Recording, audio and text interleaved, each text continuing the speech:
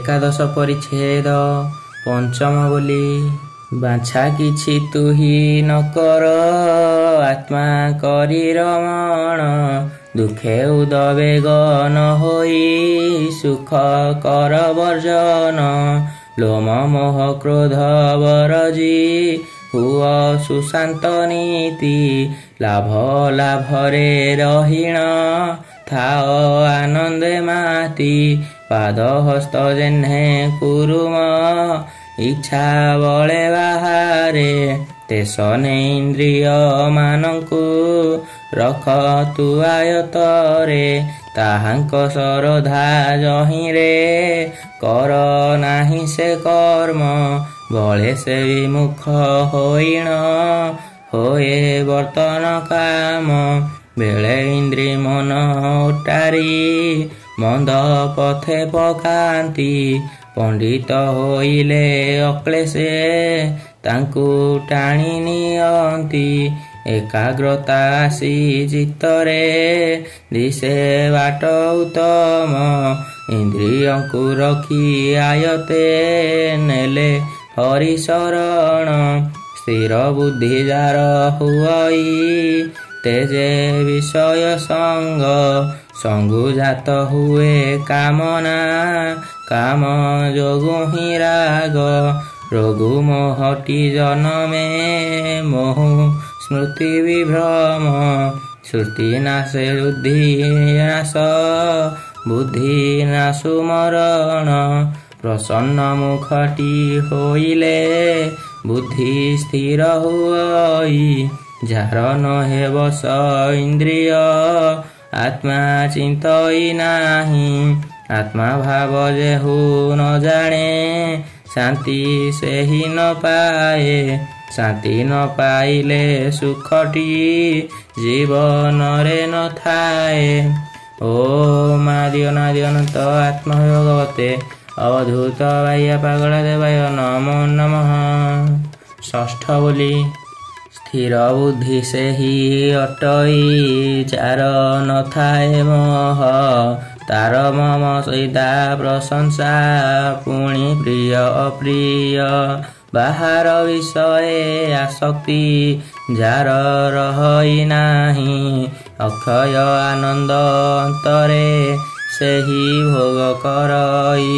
ବିଷୟ ଯେ ଭୋଗ ମିଳଇ ତାହା ଦୁଃଖ କାରଣ, ଜାଣି ବୁଦ୍ଧିମାନ ମନୁଷ୍ୟ ତହିଁ ନ ଦିଏ ମନ। ଅନ୍ତରେ ଯାହାର ଆନନ୍ଦ ଶାନ୍ତି କରେ ରାଜତ୍ୱ, ସେହି ଯୋଗୀ ବ୍ରହ୍ମ ନିର୍ବାଣ କଲେ ହୁଅନ୍ତି ପ୍ରାପ୍ତ। ନିଷ୍ପାପ ନିଶଙ୍କ ହୋଇଣ ଯେହୁ ବିହାର କରେ, ମନକୁ ଆୟତ କରି ସେ ଜୀବ ହିତ ଆଚରେ। ଇଚ୍ଛା ଭୟ କ୍ରୋଧ ରହିତ ହୋଇ ସେ କରେ କର୍ମ, ଜୀବନ ଯାତ୍ରା ଯେ ଯୋଗୀର ହୁଏ ମୁକତ ଜାଣ।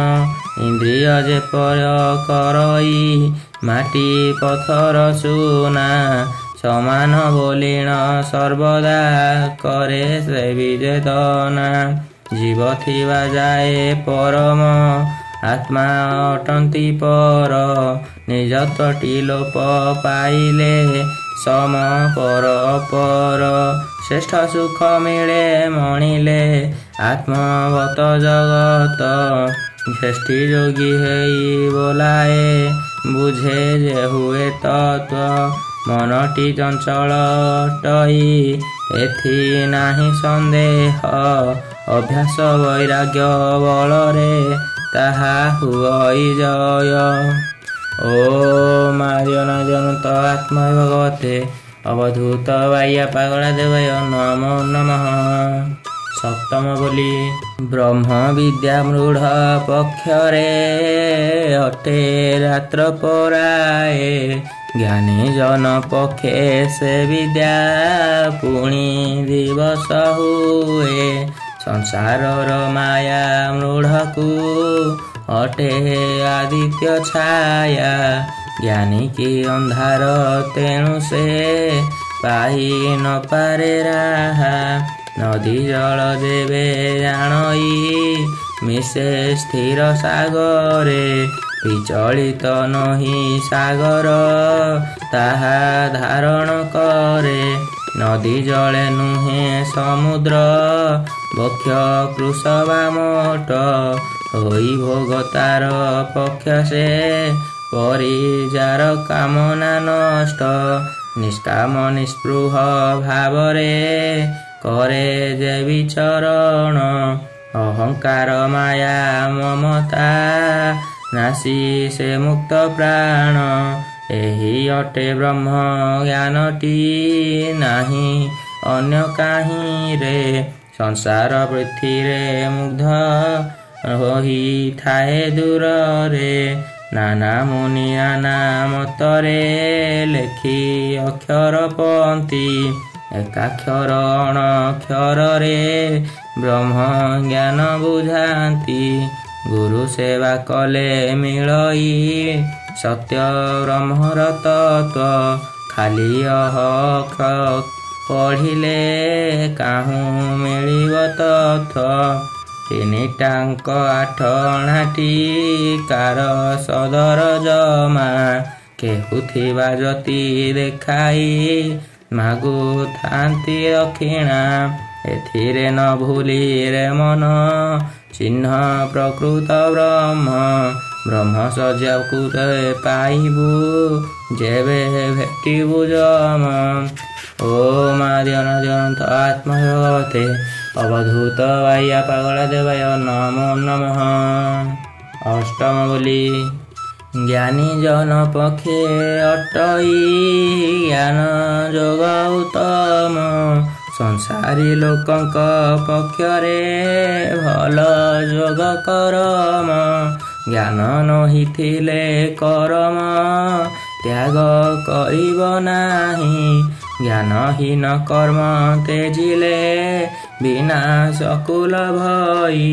ଜନମ ହୋଇଲେ ଜୀବ ହୁଏ ପ୍ରକୃତି ବଶ। ପ୍ରକୃତିରେ ବଶ ହୋଇଲେ କର୍ମେ କରେ ପ୍ରବେଶ। ବାହାରେ ଇନ୍ଦ୍ରିୟ ନିଗ୍ରନ୍ଥି ଥାନ୍ତି ଯେ ମାୟାଚାରୀ। ଭିତରେ ପ୍ରକୃତି ରମଣୀୟ ଭଣ୍ଡୁ ଥାଏ ସଂସାରୀ। ଭିତରେ ଇନ୍ଦ୍ରିୟ ନିବାରେ ହେଲେ ଉତ୍ତମ ଜ୍ଞାନୀ। ଜାତି ଜାତି ଧର୍ମ ନ ତେଜି ଥାଏ ବାହାରେ ରମି। ଦେହ ବହି କର୍ମ ନ କଲେ ସୁଖେ ନ ସରେ ଦିନ। ଏଣୁ ସେ କର୍ମ ନ ତେଜି କରିବାଟି ପ୍ରମାଣ। ବିଷ୍ଣୁ ପ୍ରୀତି ଅର୍ଥେ ଯେ କରେ କର୍ମ ହୁଏ ଅବଧ। ମୁଁ କଲି ବୋଲାଏ ଗାଈରେ ପର ମାଦ ବିଷାଦ। ଜୀବ ସୃଷ୍ଟି ସହ କର୍ମ ସୃଷ୍ଟି ବିଧି ବିଧାନ। କର୍ମ ଯଜ୍ଞ କଲେ ଜୀବର ହୁଏ ଇଷ୍ଟ ସାଧନ। ଯଜ୍ଞ କର୍ମ ଅଟେ ଜଗତେ ଏକା ଦେବତା ପୂଜା। ଦେବତା ଅତିଥି ଅଟଇ ଯାର ନଥାଏ ସଜା। ଏପରି ଦେବତା ଭୁଞ୍ଜଇ ଯେବେ ଭୁଞ୍ଜଇ ଶେଷ। ସନ୍ତୋଷେ ଦେବତା ଦିଅନ୍ତି ନରେ ଶୁଭ ଆଶିଷ। ଓମ୍ ଆଦି ଅନାଦି ଅନନ୍ତ ଆତ୍ମା ଭଗବତେ ଅବଧୂତ ବାହ୍ୟା ପାଗଳା ଦେବାୟ ନମୋ ନମଃ। ଓମ୍ ଶାନ୍ତି ଶାନ୍ତି ଶାନ୍ତି।